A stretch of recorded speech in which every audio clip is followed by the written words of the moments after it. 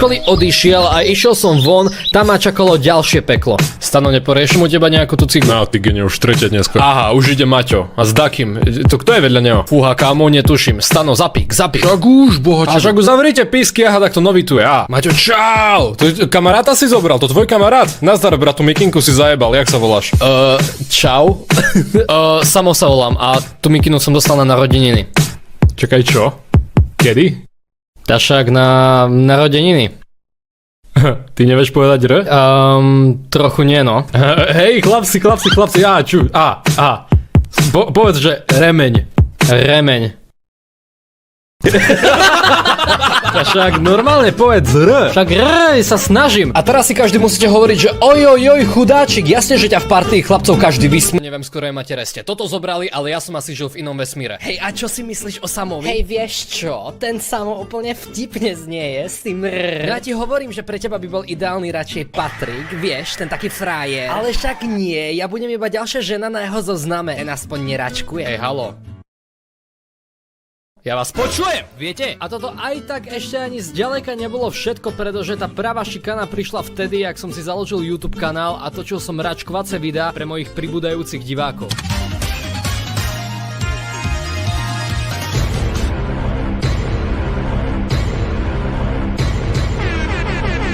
Z čoho som vážne nemal najlepší pocit. Ľudia si postupne z toho začali robiť väčšiu a väčšiu srandu. No a keď som, hovorím, v mojich 13-14 začal byť na YouTube väčším tvorcom, tak ma trocha trápilo, že som nemal nikoho, s kým by som vedel spolupracovať. No a v skratke v tom období, keď som ja na YouTube začínal rásť, bolo na scéne pár niekoľkonásobne väčších youtuberov, ktorí si do svojich videí práve začínajúcich youtuberov ako ja pozývali. Ale z nejakého dôvodu som bol ja stále výnimka, hej, a myslel som si, že je to práve kvôli môjmu račkovaniu a kvôli tomu, že som znel zvláštne.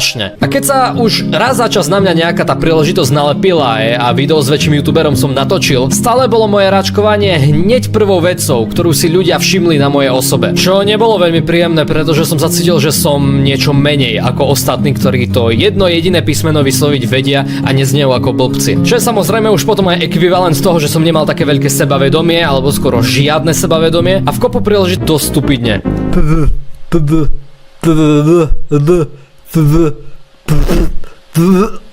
Kámo, do pič. Alebo som mal namiesto RK v slovách vyslovovať D. Tdak, tdenčin, tdus, tdáva, tdeti, tdeti. Hej, na prázdniny dávam pauzu od YouTube. Tento rok to nie je výnimka a od tejto animácie si až do konca letných prázdnin dávam prestávku. Hlavne kvôli tomu, že sa chcem naplno venovať veľkým projektom a súkromným videám.